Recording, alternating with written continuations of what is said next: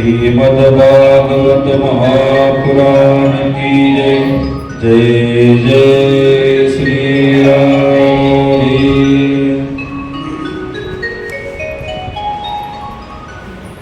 हरि ओम श्री परमात्मने नमः। ओम श्री परमात्मने नमः। ओम श्री परमात्मने नमः। ओम नमो जियाद्या वेद प्रतिपाद्या जय जय स्वसंवेद्या आत्मरूपा आकार देहे आपुले चौफाळुनिया भले परी बैसवू पावले श्री गुरूंची जय जय मो शुद्धे उदारे प्रसिद्धे अनवरतानंदे वर्षतीये श्री संताची माता चरणावरी श्री संताची माता चरणावरी साष्टांग हे करी दंडवत। ओम नमो ज्ञानेश्वरा ओम नमो ज्ञानेश्वरा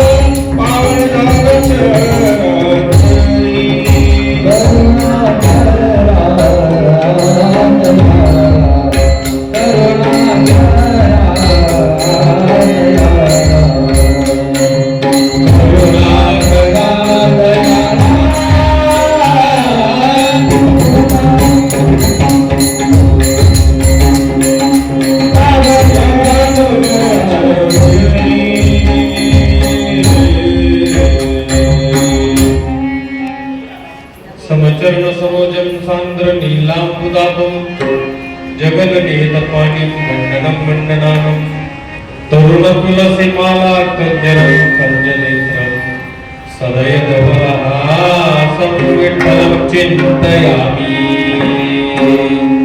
महायोगपीठे तटे भीमरत्यां वरं पुण्डरीकाय दातुं मुनीन्द्रे तिष्ठन्तमानन्दकन्दं परब्रह्मलिङ्गं भजे पाण्डुरङ्गम्। सर्वोपनिषदो गावो दोक्ता गोपालनन्दनं पार्थो वत्ससुनिर्मुक्ता दुग्धं गीतामृतं वसुदेवसुतं देवं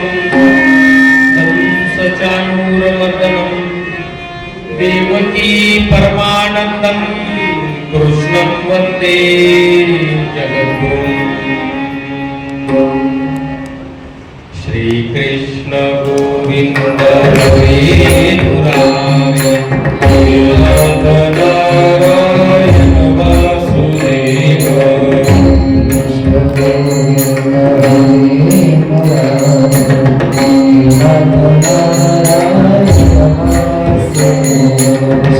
कृष्ण गोविंद हरे मुरारे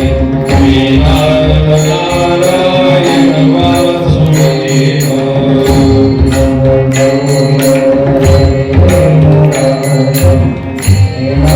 Namo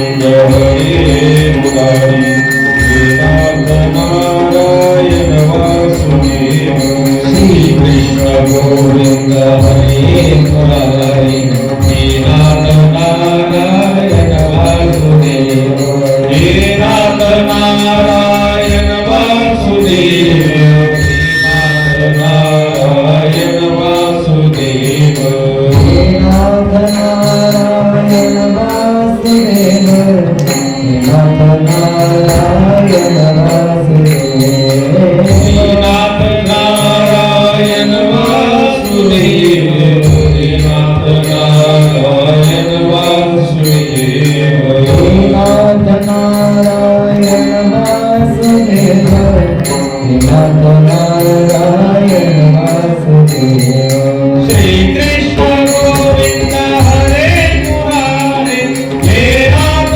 नारायण वासुदेव श्री कृष्ण गोविंद हरे मुरारी हे नाथ नारायण वासुदेव श्री कृष्ण गोविंद हरे मुरारी हे नाथ नारायण वासुदेव श्री कृष्ण गोविंद हरे मुरारी हे नाथ नारायण वासुदेव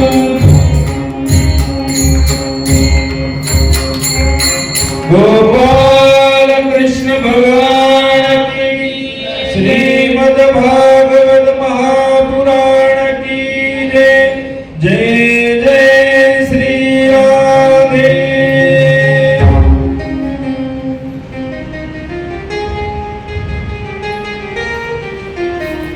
आज श्रीमद् भागवत कथेचा बोलता बोलता 7वा दिवस येऊन आपल्याकडे उजळलेला आहे. श्रीमद् भागवत कथा महापुराण पुरुषोत्तम मासाच्या निमित्ताने आपण श्रवण करीत आहोत. पुरुषोत्तम मास उत्तम असं पुराण, उत्तम असं विठ्ठलाचं मंदिर, सगळे भागवत भक्त वारकरी मंडळी आणि यांच्यामध्ये आपण रंगून गेलेलो आहोत, रमून गेलेलो आहोत. प्रत्येक भागवतातली घटना, त्या घटनेचा आपण आनंद घेतलेला आहे आणि त्या परमात्म्याशी एकरूप होण्याचं उत्तम साधन म्हणजे नामस्मरण. श्रीमद भागवत ही भगवंताची वाङ्मयी मूर्ती आहे, लक्षात घ्या. म्हणजे जसं गोकुळातून निघत असताना सगळ्या गवळणींना विरहातून बाहेर येण्याकरता भगवंताने सांगितलं माझं हृदय मी तुम्हाला काढून देतो, तसं भगवंतच या भागवत महापुराणांमध्ये येऊन थांबलेले आहे. त्यांची प्रत्येक लीला भगवंताची ही मनाला मोहून टाकते. असं नामस्मरणाने काय होईल माहित नाही, पण नामस्मरणाने निश्चित मुक्ती मिळेल एवढं लक्षात घ्या. तुकोबरायाने वर्णन केलेलं आहे. मन हे राम झाले, मन हे राम झाले, प्रवृत्ती ग्रासूनी निवृत्तीसी आले. मन राममय करण्याची कथा आपण बघितलेली आहे आणि अनेक प्रसंगातून मागच्या 6 दिवसांमध्ये आपण अहंकार नसावा हेही पाहिजे. कालच्या विशेष गोवर्धन पर्वताच्या प्रसंगामध्ये आपण बघितलं, स्वर्गाधिपती इंद्राला अहंकार झाला, तो अहंकार देवाला सहन झाला नाही. काल परवा बोलताना मी बोललो 10 उपनिषद आहे. ईश, केन, कठ, प्रश्न, मुंडक, मांडुक्य, ऐतरेय, तैतरेय, बृहदारण्य 10 उपनिषद आहे. यापैकी केनोपनिषद नावाचं एक उपनिषद आहे, केनोपनिषद. त्या केनोपनिषदामध्ये अशी एक कथा आलेली. कोणती कथा आली की स्वर्गातल्या सर्व देवांना अहंकार झाला. परमात्म्याला सहन झालं नाही. परमात्म्याला वाटलं लवकरात लवकर हा अहंकार काढून टाकला. भगवान परमात्म्याने यक्षाचं रूप धारण केलं आणि त्या स्वर्गाच्या दाराजवळ येऊन प्रकट झाले. सगळ्या देवांना इंद्रासहित प्रश्न पडला, अरे कोण आहे? कोणीही ओळखायला तयार नाही. शेवटी इंद्रदेवाने वायुदेवाला सांगितलं, वायुदेवा जा परिचय घेऊन या, कोण येते. अहंकाराने मदमस्त झालेला तो वायुदेव त्या यक्षाच्या समोर येऊन मोठ्या अहंकाराने विचारला, कोण आहेस रे तू? यक्ष तिकडून प्रतिप्रश्न केला, तू कोण आहेस ना? तो म्हटला, मी माझं नाव वायुदेव, शास्त्रामध्ये मला मातरिश्व म्हणतात. यक्षाने प्रश्न विचारला, काय करतोस तू, काय करू शकतो? तो म्हटला, काय करतो म्हणजे? कमाल झाली, तुम्हाला माहित नाही का? माझ्या मनात आलं तर सगळ्या पृथ्वीला उडून लागेल. अहंकारच झालेला होता. अहंकारात माणूस आदवा तत्वा बोलत असतो. माझ्या मनात आलं तर पृथ्वी उडून टाकेल म्हणे. त्या यक्षाने आजूबाजूला पाहिलं, एक गवताची काडी, एक गवताची काडी आहे, उपटली गवत समोर ठेवलं त्याच्या, आणि त्या वायुदेवाला सांगितलं, ह्या गवताच्या काडीला हलव करतो, उडव करतो. त्या गवताच्या काडीला उडव म्हटल्यानंतर वायुदेवाला असं वाटलं की हा अपमान आहे माझ्या. ते म्हटलं, तू नीट ऐकलं नाहीस का? अरे मी पृथ्वी उडून लागेल, पृथ्वी, आणि तू म्हणाला काडी उडव. आता समोर आलेले कोण होते? भगवंत. ते म्हणे उडवतच नाही ना. वायुदेवाने सगळी शक्ती लावली, काडीने हलू शकते का? काडीने हलू शकते. अहंकार गर्भगळीत झाला, खाली मान घातली, वापस आला. इंद्रानं सांगितलं, मला काही त्यांचा परिचय झाला. इंद्राने सांगितलं, सगळ्या देवांमध्ये श्रेष्ठ जर कोण असेल तर अग्निदेव. अग्निदेवांना सांगितलं, अग्निदेवा तुम्ही जा आणि परिचय घेऊन या. अग्निदेव गेला. तेवढ्याच अहंकाराने अग्निदेवाने त्या यक्षाने विचारलं, कोण आहेस रे तू? कोण आहेस तू? असं विचारल्यावर त्याने सांगितलं, तू कोण आहे सांगा अगोदर. त्याने सांगितलं, मी अग्निदेव. अग्निदेव. शास्त्रामध्ये माझं नाव जात गेला. काय करतोस तू? काय करतोस तू? माझ्या मनात आलं तर पृथ्वीला जळून टाकेल. अहंकाराने अग्निदेव बोलला. ते म्हणते, काडी दिसते का तुला? म्हणजे हो दिसते. त्या काडीला जाळ बरं. त्याला आपण वाटलं. तो म्हटला, अरे मी पृथ्वी जायला की भाषा करायला, तुम्हाला काडी जाळायला लावायला. तो म्हटला, जाळा कसं? सगळी शक्ती लावली, जळाला नाही. काय करावं? नाही जळा. खाली मान घातली, अहंकार गर्भगळीत झाला, वापस आला. अग्निदेवांना वाटलं, त्या इंद्राला वाटलं, ज्या अर्थी अग्निदेव आणि वायुदेव दोघांनाही त्याचा परिचय झाला नाही, त्या अर्थ बाकीच्या देवाला पाठवून काही उपयोग नाही. मी स्वतः गेलो पाहिजे. मी स्वतः गेलो पाहिजे. आणि म्हणून स्वतः इंद्रदेव निघालेले.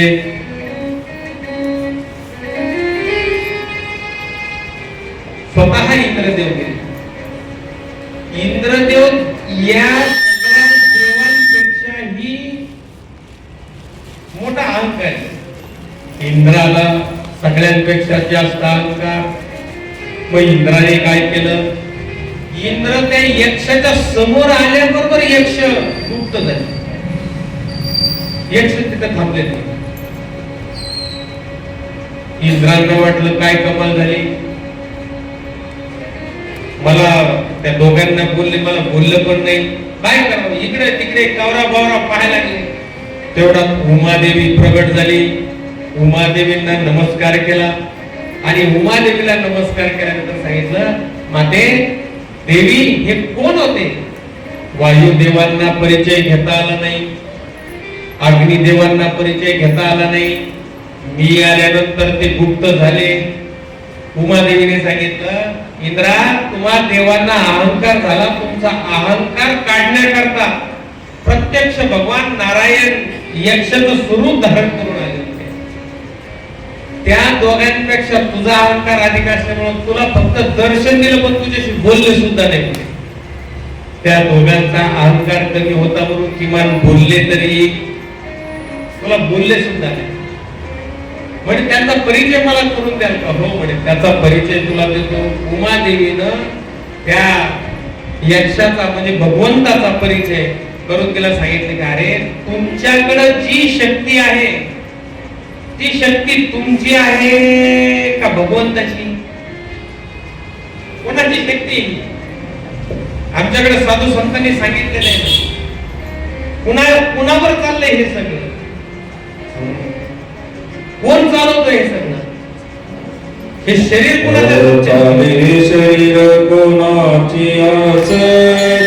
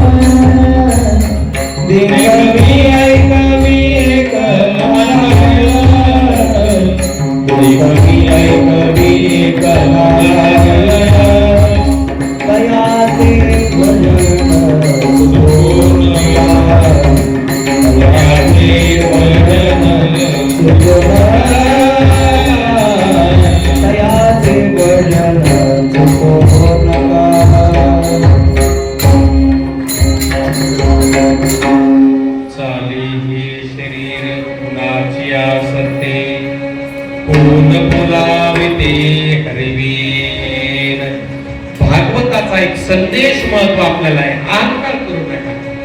अहंकार करण्यासारखं आपल्याकडे काय आहे? अहो, आमचे गुरु महाराज म्हणायचे, कोणतीही कंपनी जर घेतलं तर त्या कंपनीच्या पुढे लिहिलेलं असतं लिमिटेड. काय? किती मोठी कंपनी असते, त्या कंपनी कशी असते? लिमिटेड. आणि परमात्मा कसा आहे? अनलिमिटेड. एक परमात्मा जर सोडला तर बाकी सगळं लिमिटेड आहे.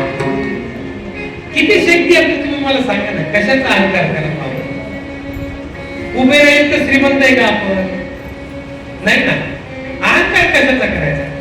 तारुण्याचा अहंकार जर करत असाल तर तारुण्य अल्पकाळ आहे महाराज.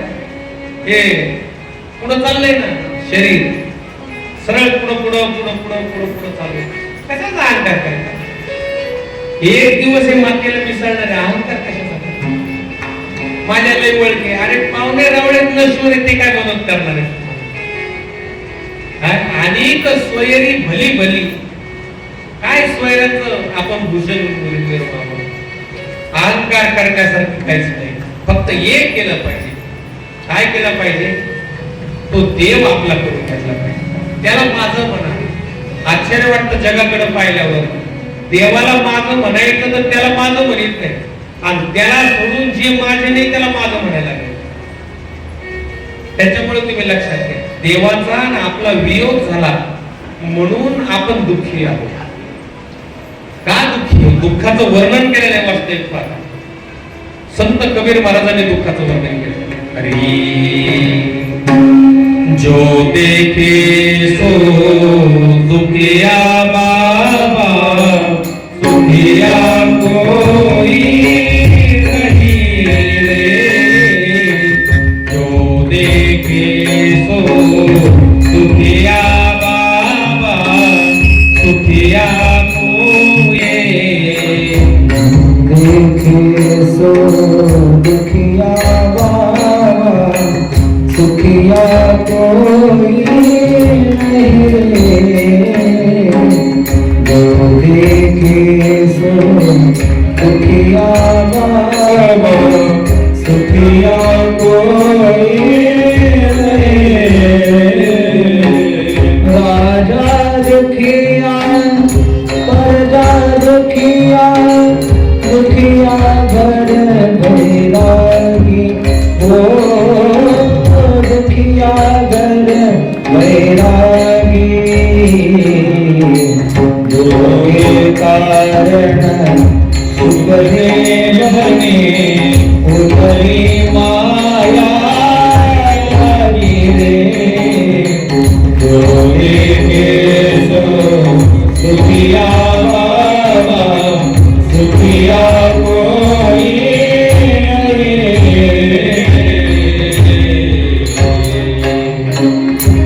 काय वर्णन करावं, जो देखे सो दुखिया. काय वर्णन केलं? राजा दुखिया, प्रजा दुखिया, दुखिया घर बैरागी. दुःख के कारण शुकदेवने उदरी माया त्यागी. शुकदेवाला वाटलं बाहेर आले की दुःख यायचंच नाही बाहेर. आणखी वर्णन केलेलं आहे. भूत दुखिया अवधूत दुखिया, भूत दुखिया अवधूत दुखिया, दुखिया धन रंकारी,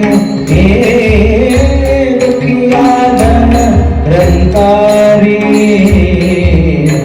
कहत कबीरा वो नहीं दुखिया, कहत कबीरा वो नहीं दुखिया, जिसने मन लोगे उजलाए, देखे सो सुखिया बाबा, सुखिया कोई नहीं